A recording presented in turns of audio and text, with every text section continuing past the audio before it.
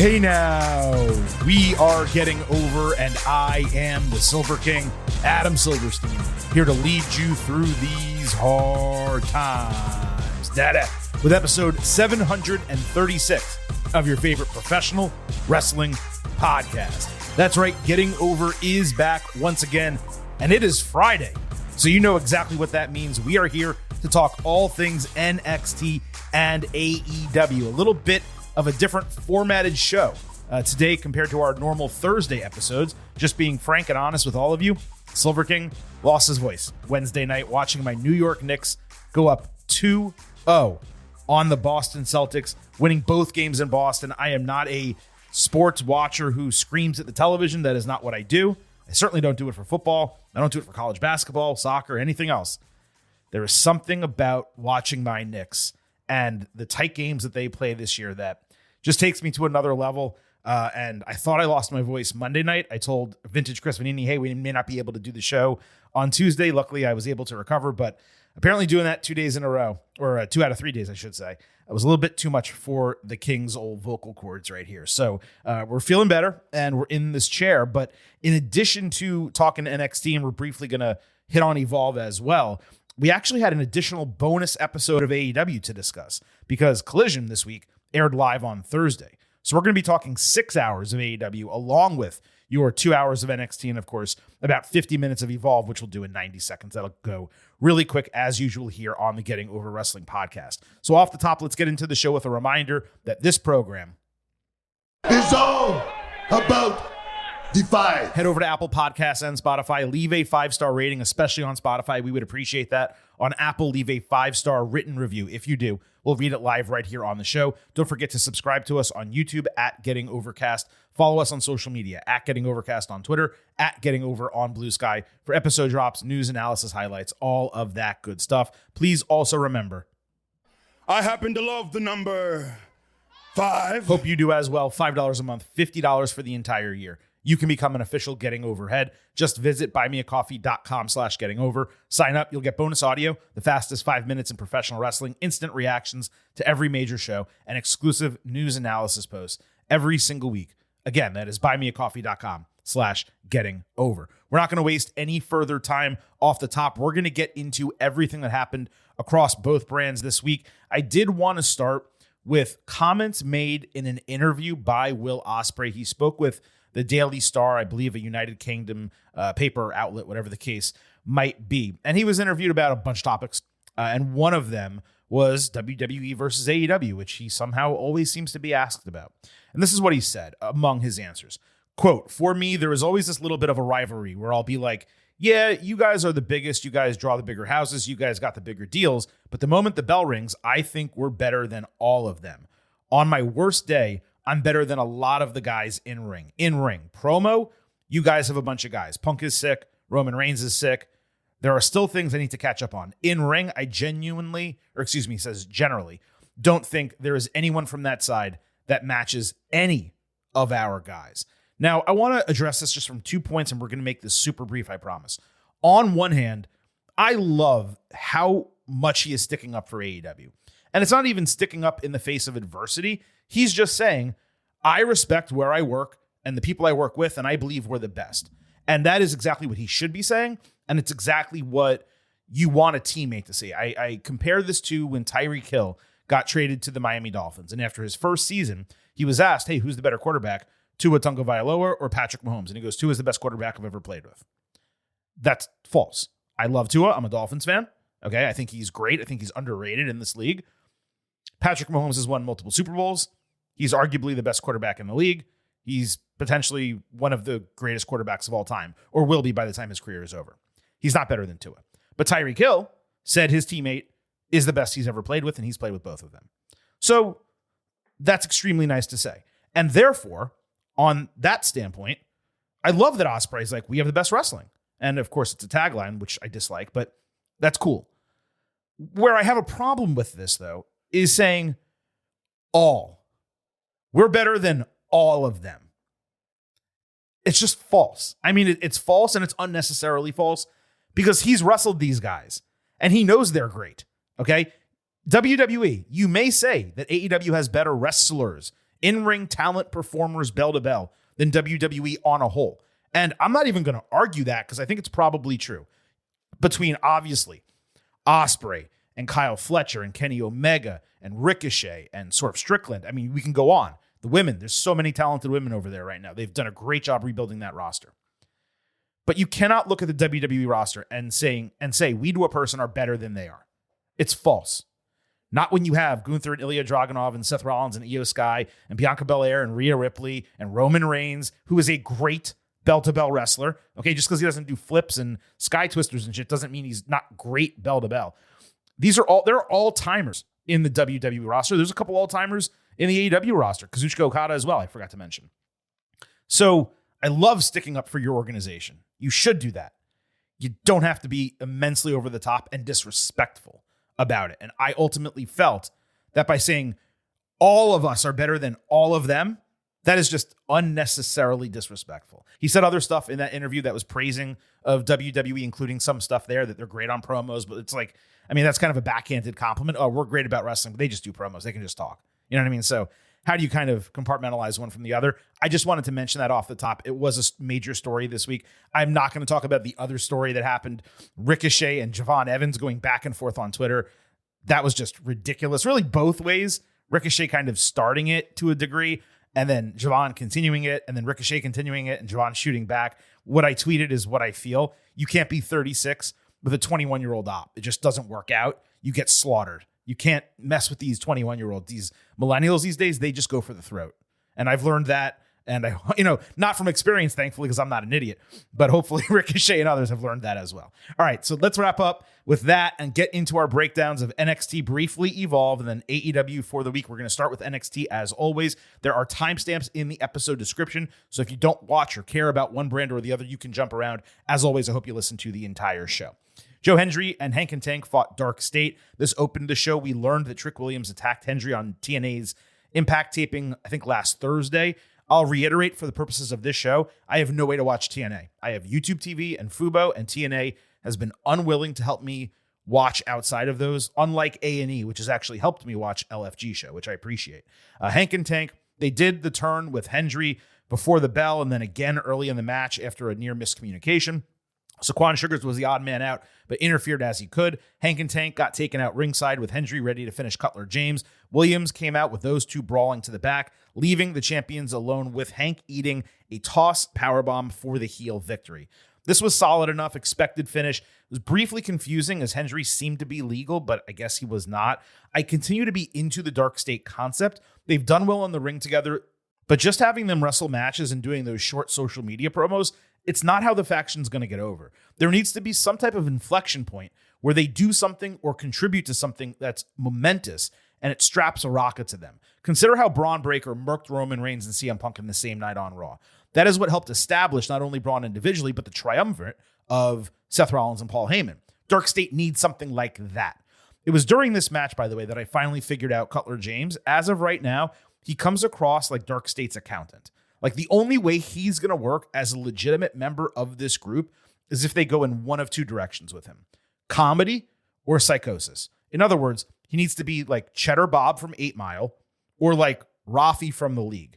And those references may get lost on some of you. But what I mean is that he either needs to be the comic relief of the group or the unpredictable wild card who is just the most psychotic and violent out of all of them, where these guys are all beasts, but this guy's extreme.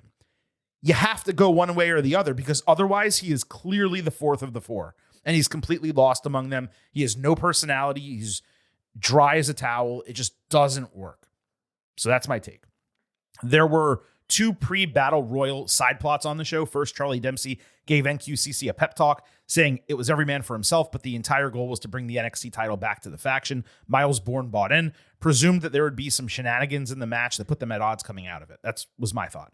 Then later, Wes Lee tried to clown Tony D'Angelo about losing his family, so Tony D shot back that Lee is just like Stax because he turned on his guys and Zach Wentz and Trey Miguel. It ended there, given Wes was in the Battle Royal, and much later in the show, a one-on-one between them was booked for next week. Presumably Stacks will interfere there. West gets a win, and then maybe they continue a feud for Battleground, Tony D and Stacks. Number one contendership battle royal. The gimmick here is that superstars from NXT, TNA, Evolve, and LFG were all involved. Among the off-roster notables were Wentz, a returning Elias, now known as Elijah, Timothy Thatcher, and Sean Legacy. Elijah got a welcome home chant, and I believe WWE actually muted Walk with Elias chants, either mistakenly, thinking fans were cursing, or to cut out the name. Really dumb either way.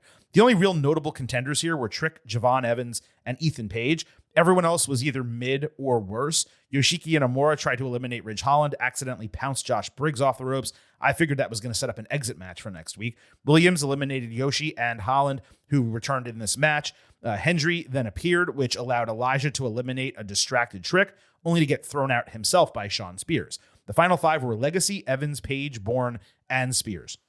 Evans and Legacy had a great sequence, with Javon ultimately getting the elimination. He also had a handful of really fun teases, like getting eliminated, that he executed.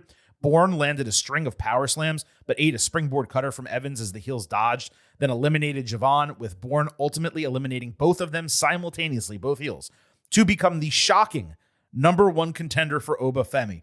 NXT stuck with him for about a minute, but they actually cut away far too quickly. Fans were chanting for him minutes after the bell, and they just went to a video package instead, which was really unfortunate. But this was an exceptional and a thrilling surprise. When we got to the Final Four, I said, well, surely Javon wasn't going to get another title opportunity, so I internally just expected it to be Ethan getting a shot, right? Because it's Battleground, it's a mid-show, and just give him a shot. Instead, NXT did exactly what I asked them to do last week in choosing a surprise first-time contender who has a real opportunity to get boosted from this. Bourne has been lying in wait for a chance, somewhat hidden away in NQCC. This men's division has really struggled to develop young main eventers and mid-carders outside of the three guys that, of course, that we have seen recently working for the title. Giving him this type of opportunity, not in an NXT main event, but on a PLE, that speaks volumes about WWE's belief that there is something long-term with him. Now, to be fair, this is not a main event matchup, and this told me the women will go on last at Battleground, which is obviously great and would have been deserving whether Giulia or Jordan Grace ultimately became the other number one contender. Anyway, back to this match. It over-delivered to expectation given the talent in the ring, and if you had given me a chance to pick 5 names as a surprise winner, Bourne would have been no higher than 5th, yet he was actually the best option in the ring. Kudos to the wrestlers involved here, and Shawn Michaels as well for making this move. I'd love to see it. I also want to shout out Sean Legacy for being the standout in this match. This guy really showed something, and I would not be surprised if he's on NXT sooner than later. 3.75 stars, B+. Dempsey backstage ended the NQCC celebration early, saying it was time for them to all lock in and figure out how he was going to beat Femi. The other 3 wrestlers were taken aback by this, with Dempsey saying Bourne won it for the group. Oba came up and congratulated Miles. Charlie again tried to steal it. Bourne completely buried him next to Femi, explaining all the shit he was talking and suggesting they might just go one-on-one next week so he can see how it's done. I did not expect this, but it makes sense given the story they had been telling with NQCC the prior few weeks. I don't believe Bourne will need an excused loss to someone like Femi, but this set up the potential for Dempsey costing him the title and blowing up NQCC to a degree. It's interesting because when NQCC was formed, Dempsey, for me, was the star. Now, being candid, he is the 4th most interesting person in the entire faction. I'm extremely curious to see whether this breaks down, what happens with everyone, but if no one's moving up, then I don't see much of a reason to split them. Ava backstage demanded that Hendry and Williams end their beef because it's gotten out of hand. She said Santino Marella agreed with her that they would fight one-on-one for the TNA championship with a contract signing next week. The obvious and correct booking. Not knowing anything specific about what is happening in TNA right now, I actually believe there's a legitimate chance that Trick wins the title here. I've said before that he's not all the way ready for the main roster in the ring, yet he doesn't have much else to do in NXT anymore. Allowing him to take that strap and go on a TNA excursion, even if it's just a couple of months, and you integrate that with NXT TV, it makes a lot of sense. Give him that couple-month run, let him drop the strap, and then you can run Oba Trick at a later date with Williams losing and getting called up. At least that's what I would do. At some point in this NXT and TNA crossover, someone has to win the other brand's title. Otherwise, every single one of these defenses is just going to be an eye roll. It's like, okay, how are they not going to win this time? You know what I mean? This is also notable. It's the first time a TNA title is going to be defended on a WWE PLE. And that, honestly, for me, is the reason why you do something like this. Let Trick win, make a big deal out of it, have him go back. He can drop it to Hendry in 2 months. I think they're working a program with Santana. Possibly they're building him up to be like the next big guy over there. And then have Santana beat Hendry before Hendry goes to WWE. His contract's up at the end of the year. You know he's going to get signed. That's what I would do. We'll see what they actually do. Stephanie Vaquer and Lola Vice commiserated backstage about the number 1 contendership match in both languages, Spanish and English. Vice then said she'd be waiting on the other side of her for a title opportunity before Giulia confronted, saying she hasn't forgotten. Well, obviously Giulia hasn't forgotten. They're actively feuding with one another. Why would she forget anything? Also, in what world is Vice ready to be a number 1 contender for the women's title? That's ridiculous. Anyway, Jordan backstage was confident in her forthcoming victory, given she has the power advantage over the entire division. And then Izzy, Dame, and Lash Legend butted into frame, each standing an entire foot above Grace, basically showing she may be strong, but she ain't big, at least not comparatively to them. This actually led to me Googling Jordan. I did not realize she was only 5'3". That was crazy, and that's her build height, so she's probably shorter than that. This wasn't the strongest promo segment, but I got to tell you, the visual of Izzy, Lash, and Jordan all in the frame together was pretty interesting. So we had the number 1 contendership, Grace, against Giulia. Jordan hit a turnover suplex on Giulia seconds into the match, and Giulia landed directly on her head and forearms. So the referee was forced to immediately check on her for a concussion. Luckily, she was okay. On replay, it was clear her forearms absorbed most of the landing, but it did not appear that way live. Giulia came back with an STO and a trip of Jordan on the ropes, where she similarly took a nasty bump on the top of her shoulder blades, I would say. She added a draping neckbreaker ringside off the apron and later a fisherman suplex. Grace came back with a tight Michinoku driver that again looked like it barely avoided a nasty bump. Jordan then delivered a vertical superplex, flipped into a jackhammer for a false finish, but Giulia landed her Northern Lights driver for another false finish, unfortunately not called as much by commentary. Giulia locked in an octopus stretch. Grace countered into a tombstone wheelbarrow German suplex and a juggernaut driver, now called Beast Mode, for the clean 1-2-3 to become the number 1 contender. Not a huge fan of that name change. Juggernaut driver was far more interesting. Maybe it's a trademark issue, whatever. Vaquer confronted afterward. Nothing really happened. The show ended. My biggest takeaway is that Giulia is so much better as a heel. But as for the match, let's start here. These ladies kicked the shit out of each other. I never thought they were actually trying to murk each other, but if you told me they were, I definitely would have believed you. Some of the bumps were ridiculous. The first one Giulia took most notably. And the truth is that it was undoubtedly a botch, both with Jordan not getting her all the way over and Giulia tucking her head when she had to land flat. The other spots were tight, but not far out of the realm of acceptability. That first one, someone messed up, or both of them messed up. This was a top 2 Giulia match so far in WWE, and certainly it felt to me like it was the write-off for the main roster. Vaquer and Grace is the right battleground match, just as we said it would be last week. This was no doubt an A match, 4.25 stars. It could have been higher with some more false finishes. I don't have much more to say about it, but I also don't want to sell it short in any way. It was fantastic, but it was exactly what it needed to be, and I believe that's quite possibly the last time we see Giulia in NXT. Zarya fought Kalani Jordan. Zarya briefly did a hanging sleeper on the ropes. Jordan hit a handspring back elbow and a tornado DDT. When Lani missed a 450, Zarya caught her with a spear on the landing. Lani did a springboard moonsault, but hit 10% of her opponent. Then she wound up in Sol Ruka's arms ringside after a shove, only to get speared through the barricade by Zarya, who also added an F5, ultimately got the win. Smart finish to protect Jordan while giving Zarya a much-needed and long overdue singles victory over a notable opponent. This match was well wrestled overall. Lani was certainly not at her best. When she's on, she's on. When she's not, you can just tell. Thea Hale and Carmen Petrovic commiserated backstage about being strong women. Jada Parker tore Thea down, saying she's still a yapping chihuahua, and she ripped Carmen for not listening to her back when she talked about dumping Ashanti the Adonis. Parker called Petrovic soft, so Carmen shot back that she choked at stand and deliver, which obviously led to a match. So we had Petrovic against Parker. Jada nailed the teardrop and a swinging neckbreaker before doing a sort of wishbone-style submission where she squatted on Carmen's neck. It should have been me. It should have been me. Petrovic missed a falling kick. Don't know what that's called in karate or judo or whatever, but if someone could tell me, I'd love it because she uses it all the time. And upon standing up, she was out of position for Hypnotic, which instead landed like a basement lariat.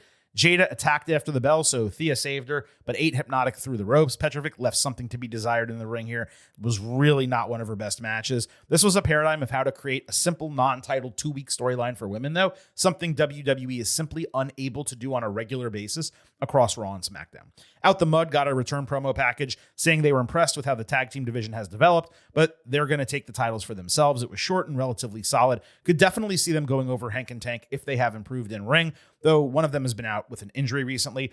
After this, Wes laughed with TNT backstage, saying that everyone has a price after getting off a phone call. I presume this was Stax paying off Wes to challenge and fight Tony D. Briggs then confronted Inamura, who apologized for disappointing him, saying he wished he could have been a better partner, but would be returning to Japan. Appropriately, the Culling walked up behind Briggs, with Brooks Jensen sarcastically saying he knows how that feels, and maybe it's not the partner that's the problem, it's Briggs. I loved that Jensen got to take a pot shot at him here. Completely deserved. Briggs broke up their team to go on his own, went to Japan, came back as a single, and then immediately got into another team when he said he would not. Now, I doubt that's going to be a feud, but it was a logical and respectful story beat for weekly viewers to have Jensen mention this. I guess Briggs and Amora is not happening after all. I thought that was a possibility coming out of the Battle Royal, as I mentioned, but lots of tag team set up for next week. A shout out to Inamura for having a great excursion in NXT. Immediately got over with the crowd, had a few excellent matches, could easily return and get an ovation at any time. And lastly, for NXT, the new Chase U celebrated reopening the university, with the guys suggesting Andre Chase change his attire to something more modern. He put on a slightly too tight quarter zip, but no-sold it. Then he tried a full tracksuit that did ultimately look better, and he decided to wear that as an upgrade. But that's all that happened here. Still waiting for a bit more out of this. This was a damn good episode of NXT, an improvement from prior weeks. Those two number one contenderships, I was surprised at the quality of the Battle Royal, but not at all surprised at how great Grace and Giulia were in that match. Definitely a must-watch episode. Super entertaining. So before we talk AEW, briefly on Evolve, men's and women's championships will be decided in fatal four-way matches over the next few weeks. Both titles are really sharp. The men's, interestingly, has a gray strap. Somehow, only Sean Legacy automatically qualified for the men, while Kali Armstrong, Kendall Gray, and Wendy Chu automatically qualified for the women. Stevie Turner, who is going by Prime Minister instead of General Manager, which is pretty funny, didn't lay out how others would qualify. It was a real sloppy-ass segment. Armstrong and Legacy are definitely the favorites at this early juncture. Lexis King and Nikita Lyons are on this episode. King got into it with Sean Legacy for what was probably the best in-ring segment on Evolve so far. Lyons beat Gray, who sold a knee injury suffered during an opening brawl. Nikita, I'm sorry, she's awful in all phases. Wrestling in double knee braces like Big Show at age 25, it's certainly not doing her any favors, but I simply do not understand the fascination with this woman, even at the most superficial levels. Her character makes no sense. Her look makes no sense. She can't work. She can't cut promos. I don't want people losing jobs, but why is she still in this company? If the idea here is to put her in the four-way title match, heaven forbid they actually do that. Stop trying to make fetch happen. It's not going to happen. Gallus and Javier Bernal were on this episode, with Bernal introducing a new metalcore emo character, eyeliner, black nail polish, the whole 9 yards. So much for that. Both were released last Friday. Shocked they didn't do a reshoot and just fix up the show for Bernal segments.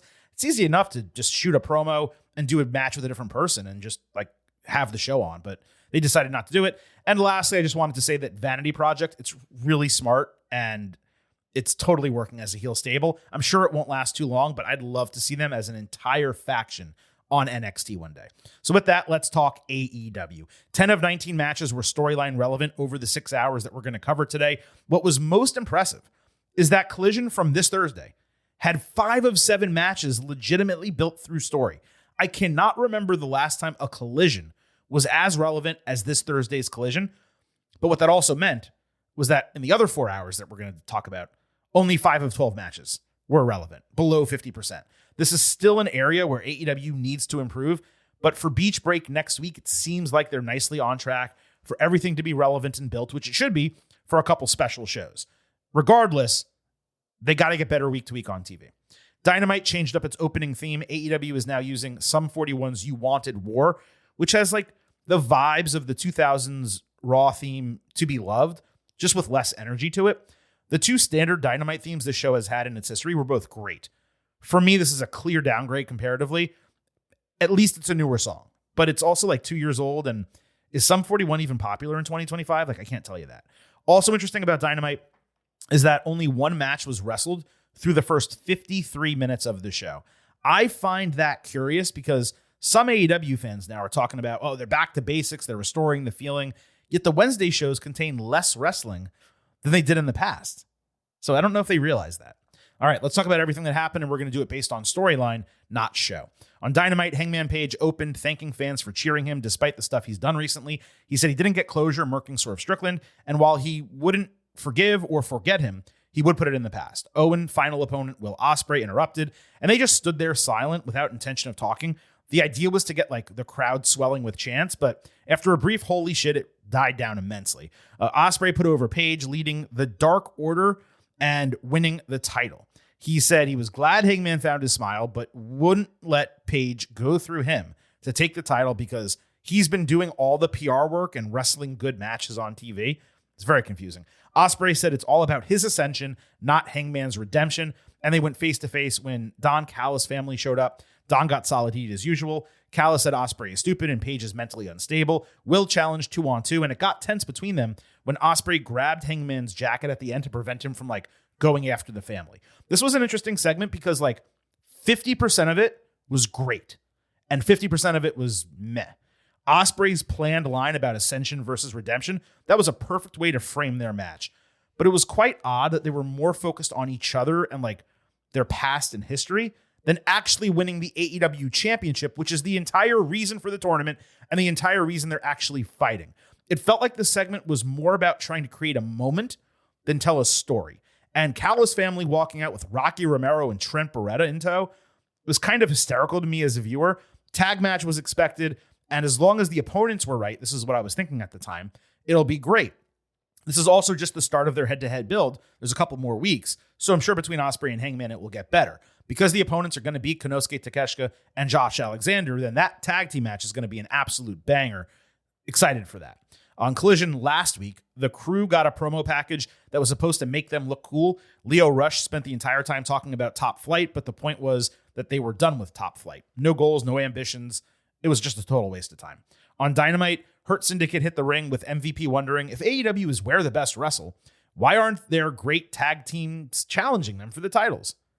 That's a great question. MVP it is. Crew was in the crowd watching this. Top Flight answered, sorry, dudes, you're nowhere near that caliber. Not yet, at least. Saying they get up when they get knocked down. Chumbawamba style, I guess.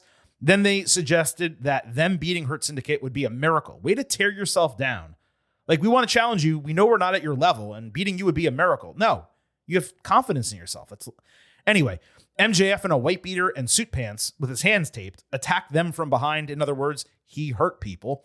Dante Martin bladed and ate an apron powerbomb. MJF bit Darius's head. Then he stared down Bobby Lashley and screamed, I hurt people. Lashley said he would answer him next week. This is what we expected when it came to MJF just going out and hurting a couple dudes to prove himself. Using Top Flight in that role on one hand, appropriate given they're still low carders at this point.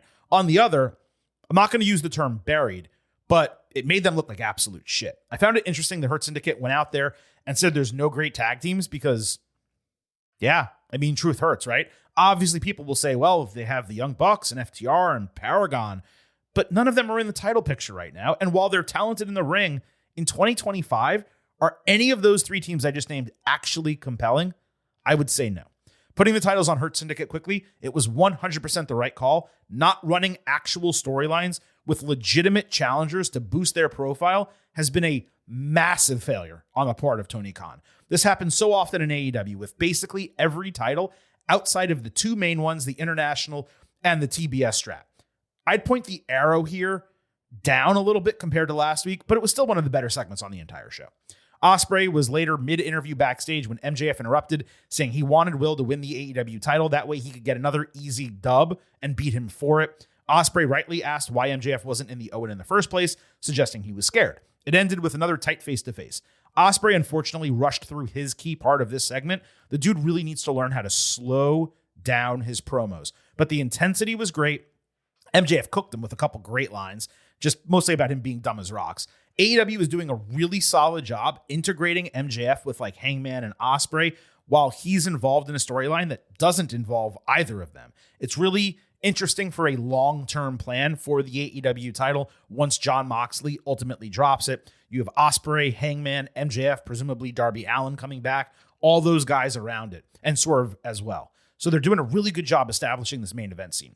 Even later, backstage, a lawyer came out of nowhere to tell Lashley not to give his answer about MJF until next week. MVP then introduced the attorney as Harold Landau, saying they listen when he speaks. Okay, random as hell. On Collision last week, Jon Moxley said Katsuyori Shibata was just the first of Samoa Joe's friends to fall, and while he respects him like Bryan Danielson, look what he did to his friend. Then he accepted the steel cage challenge, saying Joe hasn't paid attention if he thinks that scares Mox. Probably one of his best promos since taking this character. Simple, clear, straightforward. Joe later answered in a tape promo of his own, saying he understands Mox is ruthless and has the will to take him down, but he doesn't have the heart or balls to do what's necessary to beat him. Heart? Sure. Balls? He's shown that. So I don't know what he's talking about. Joe said he'd tear apart Death Riders, starting with Claudio Castagnoli. Again, a really good promo from Joe. He just doesn't miss on the mic. Despite all of this, Mox got another promo in the ring on the same show where he refused to speak to the hard cam until the end. He was angry about not being angry that Joe wanted to fight Claudio, and then he stormed out. This one was boring as sin and completely nonsensical. Mox again spoke on Collision this week, basically repeating everything he said the week prior, adding that there's nowhere he'd rather be than fighting a bad man like Joe in a steel cage. On Dynamite, Samoa Joe beat Claudio in 11 minutes. This was the main event. Joe won with Coquina Clutch. Claudio tapped out like 2 seconds into the move. The match was strong. It did not love the sudden finish. Death Riders threatened, so Powerhouse Hobbs ran out with a chair, hit Claudio twice. Joe then did a front suplex of him into the open chair as payback for Shibata. Fans were into Joe ending the show on top, and I guess that was good enough for the main event. In an interview on Dynamite, Willow Nightingale said she can't wait to beat up the Death Riders. Chris Statlander confronted her, saying since she won't talk to her in the back in private, she'll force her to do it in front of the cameras. Willow had nothing to say to Chris, reminding that Stat lost in the Owen herself, but she cost Nightingale her spot last year. But while she wouldn't talk, she would fight her in the ring. Logic, logic, logic. Thank you! 6 months or a year too late, but this was perfect. My guess was they would find mutual respect again at some point, and it might lead to them becoming sometime partners. It does feel like AEW might be piercing together a women's tag team division. If they're not, they're doing what I have told WWE to do for years.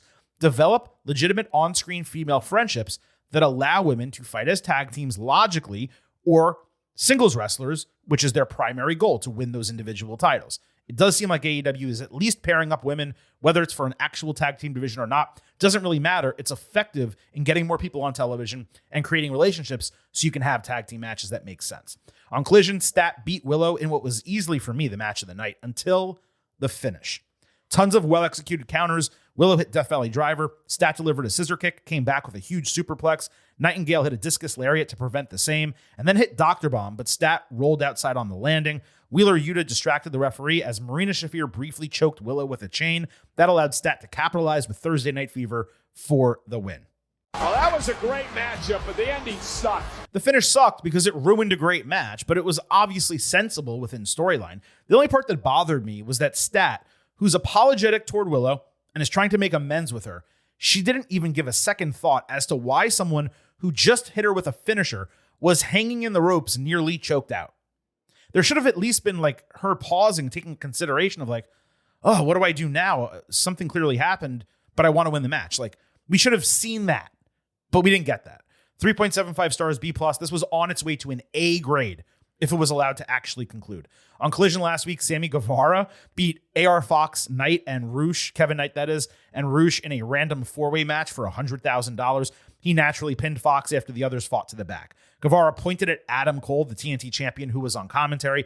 This was his first AEW match of any kind since February, and his first AEW singles win since 12 months earlier than that. So 15 months ago. But sure, make him number one contender for the TNT title. As I've said before, I'm a fan of the money match concept when it makes sense. Tony Khan randomly throwing $100,000 at these four dudes is just bad business. All of them are under contract to wrestle for free. So why are you paying them to wrestle? It doesn't make any sense. On Dynamite, Roosh blamed Knight for costing him $100K, promising he would make him pay with blood. It was literally a 2-sentence promo, but at least it was a reason for a feud. On Dynamite, the Young Bucks and Ricochet beat Swerve, Mark Briscoe, and Mike Bailey. It was revealed backstage Ricochet suggested the match because he knows the Bucks have a Swerve problem. I'll allow that. As the Bucks ended an interview, they walked into the Elite locker room only to see Death Riders waiting for them. Tagging was completely irrelevant after commercial break. Legitimately had no idea who was legal. Swerve won a chaotic sequence that included 2 house calls. He was easily the star of the match, yet he got pinned as Matt Jackson caught him on a step-through move, converting into a tight pinning combination for the 1-2-3. Enjoyed the finish more than most of the what I would consider a B-level match. Unique, sudden, and fun. Ricochet fits nicely with the Elite. Wouldn't mind if he actually joined them. On Dynamite, Kazuchika Okada beat Kevin Knight in an eliminator match. There was zero reason for Knight to get this match other than being on the babyface side of a prior, I think, 6-man bout it was last week, but I'll be generous and allow it just from a relevancy standpoint.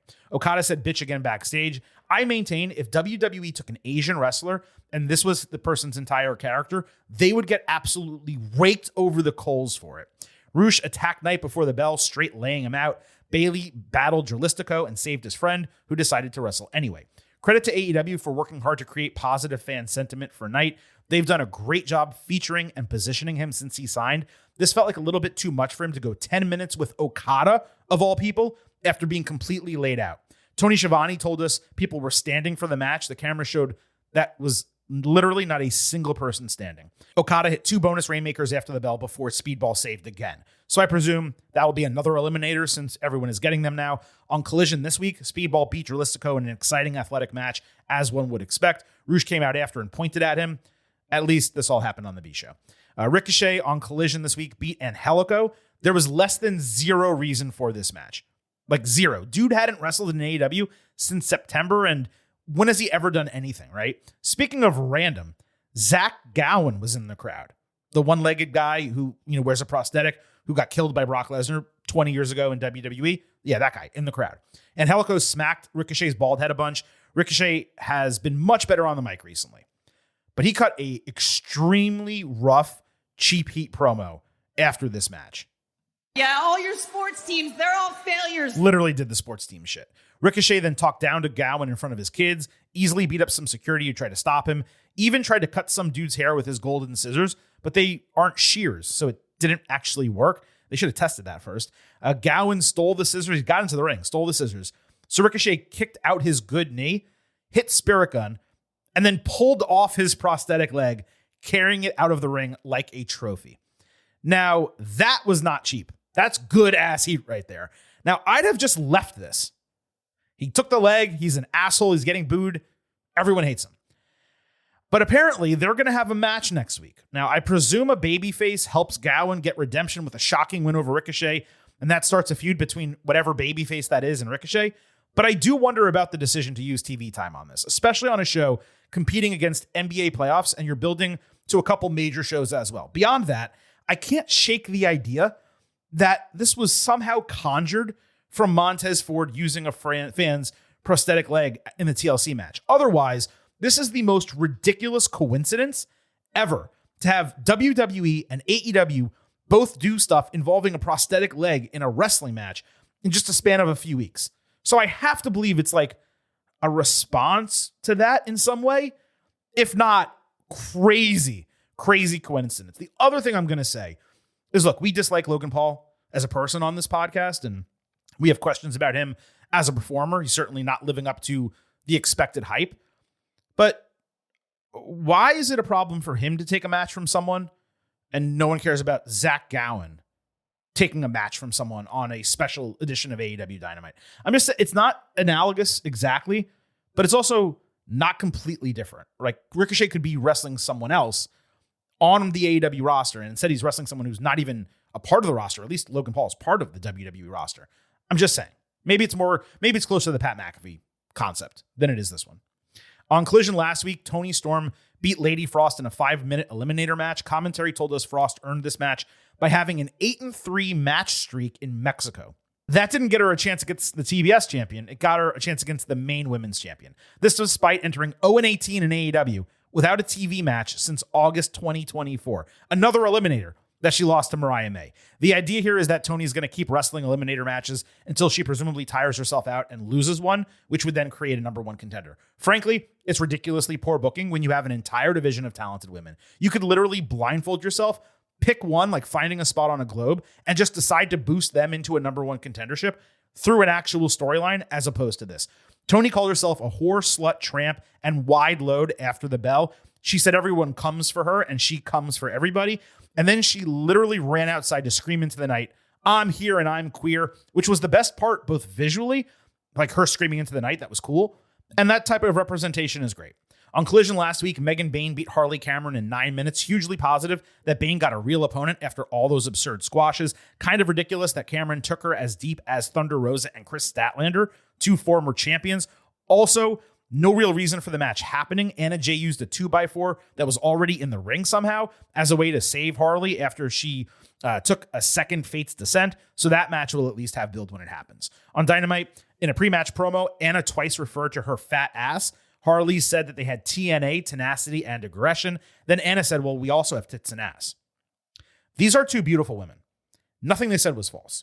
At the same time, these references, they seem so forced every week. And frankly, they sell the talent of this division short. Why is this the concentration? Why aren't we building relationships on screen as potential friends and teammates explaining why they are aligned?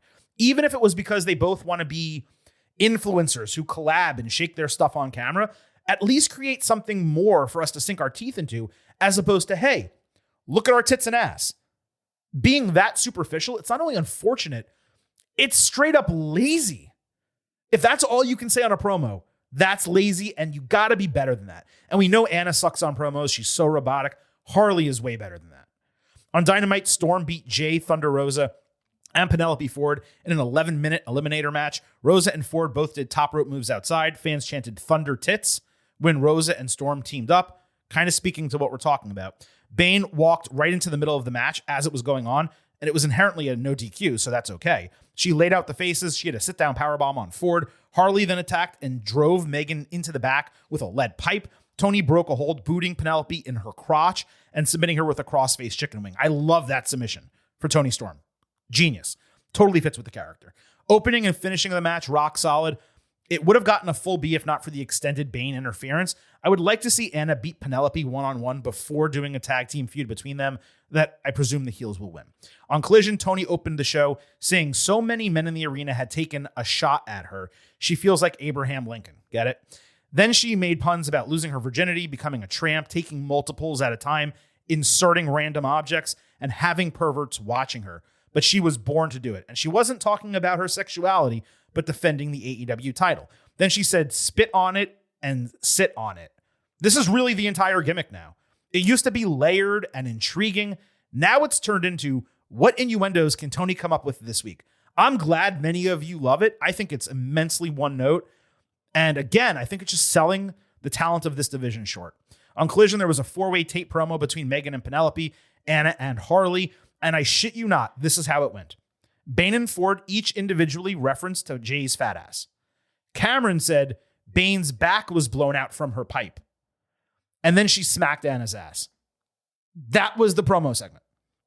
On Dynamite, Jamie Hayter frankly looked ridiculous wearing all brown and orange during an interview about the Owen final. It was particularly a bad look for her because they sat in a room that was all wood and they were in maroon chairs. Did no one think this through visually? Like, come on.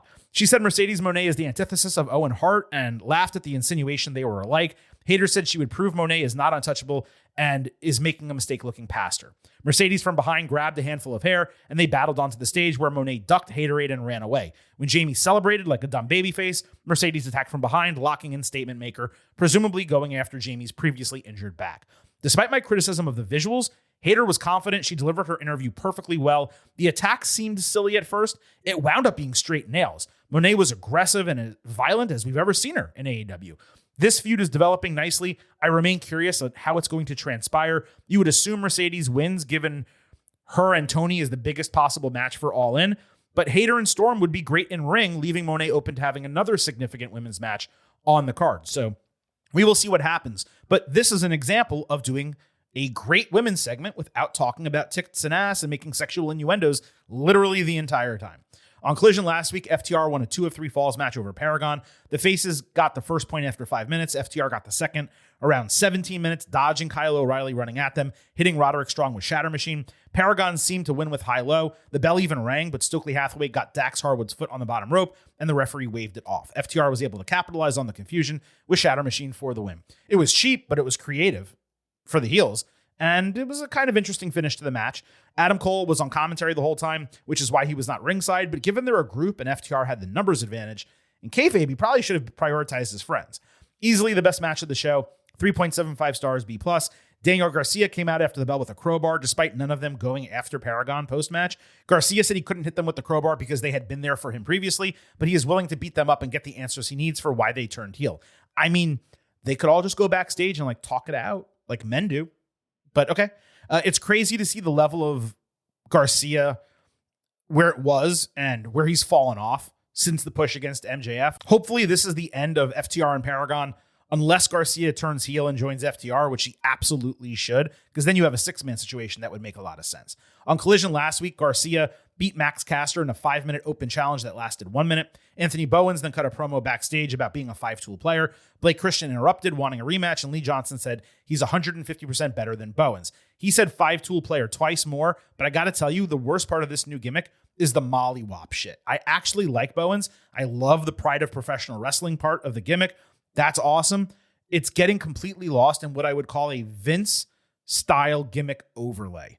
The repetitiveness of 5-tool player, explaining what the 5 tools are, and the mollywop bullshit. It is ruining a rebuild. It just is.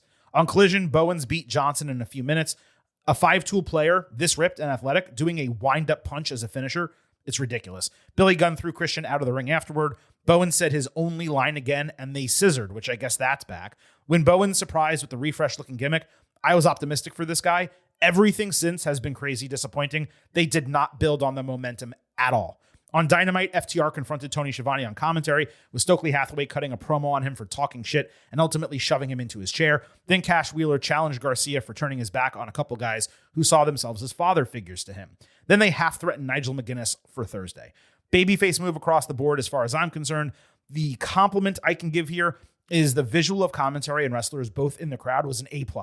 But I simply do not care about FTR having an issue with Schiavone. I could not care less about that. On Collision, Cole consoled Paragon, saying they would have plenty of chances to prove they are better than they looked in the ring the last couple of weeks. GYV randomly walked in, saying Paragon has lost the fighting spirit, so they challenged them at an unspecified date. This was their first appearance on AEW TV since October. They did some Ring of Honor work, but they've only had one match since January. We'll see if this matters past one match. I missed GYV being relevant.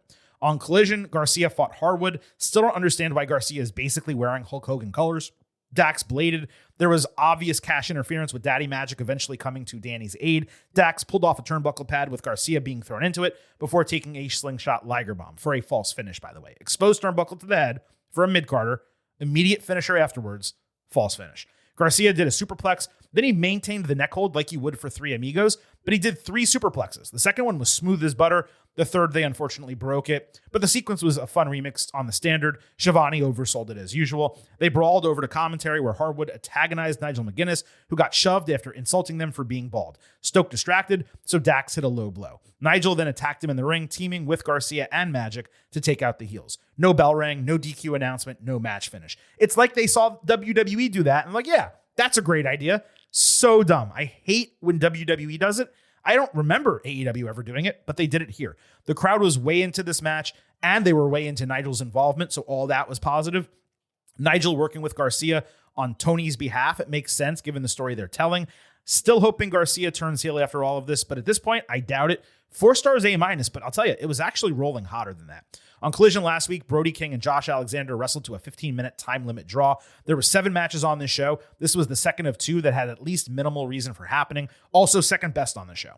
The frenetic finish added a little bit of intensity. I don't recall regular AEW matches having a 15-minute time limit. It's possible I missed a random announcement coming out of commercial, but on the surface, it seemed like a really weak way to protect both guys and extend the feud. King took out Alexander and Lance Archer after the bell, but when the referees got involved, the heels grabbed the upper hand. I presume this will lead to Buddy Matthews returning and them running a tag team feud At least let's hope. On Collision, Don Callis' family beat Bandito, AR Fox, and the Outrunners. Outrunners challenged last week. Callis agreed to it on Dynamite. This match was created from that. This was a blast as a fan service match. Got the crowd really hot. Fletcher avoided 21-plex, hitting a great Michinoku driver on Bandito. Shivani told us he knows we're having fun at home watching this. Fox had an awesome individual sequence that included 2 cutters. This wasn't the best AEW match of the last 3 shows from a technical standpoint, but it may have been the most fun and enjoyable. Roppongi Vice won with a Jackal driver, a modification of an old Callis finisher. On Collision, Konosuke Takeshita and Josh Alexander beat Dark Order. Yes, for real, Dark Order. First match for either of these guys since November. The idea was that they were Hangman's friends, but they haven't been associated in years. This was a joke. On Dynamite, the ROH TV title was on the line. Nick Wayne beat Rhino, who surprised as the Detroit-based opponent. The match went 3 minutes, ended with kill switch. This dude is a veteran with experience. He's 100-plus pounds on this kid. Kind of ridiculous to go so fast. The entire storyline should have been on Collision. Beyond that, wasn't Wayne supposed to leave for Japan? Isn't that why they gave him the ROH TV title? What happened to that? Christian refused to strap up Nick after the bell, dropped the title on the canvas. Okay. On Collision last week, Gates of Agony beat 2 jobbers in 75 seconds. Might have earned themselves another tag team title match based on that.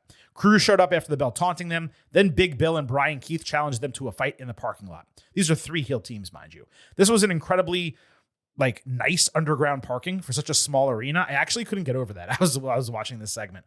Both teams beat up a random dude for no reason. One dude threw a trash can that came nowhere near Keith. And then AEW, a wrestling company predicated on action, cut away from a live ongoing brawl to go to their main event match. I thought that was idiotic. On Collision this week, Gates of Agony hit the ring for an actual promo calling out Learning Tree. They brawled. All 4 men ultimately went through tables across either side of the ramp. I was personally unaffected by it, but violence, of course, is always positive. So to wrap up these shows, Dynamite strong as usual. They've really been on a roll recently. There's up and down episodes in terms of great to very good to just good, but they haven't had a clunker recently at all on Dynamite. Collision last week, a total waste of time as it usually is.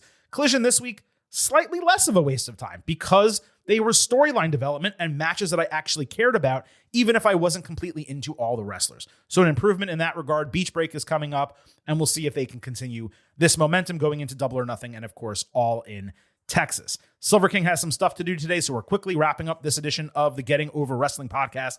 On the way out, allow me to remind you, we will be back on Saturday with your WWE Backlash instant analysis. Don't forget, it's all about Defy. Leave us those 5-star ratings on Apple Podcast and Spotify, reviews as well on Apple. If you do, we will read them right here on the show. Subscribe to us on YouTube at Getting Overcast. Follow us on social media at Getting Overcast on Twitter, at Getting Over on Blue Sky. You get episode drops, news analysis, highlights, all of that good stuff. And please also remember, I happen to love the number 5. Hope you do as well. $5 a month, $50 for the entire year. You can become an official Getting Overhead.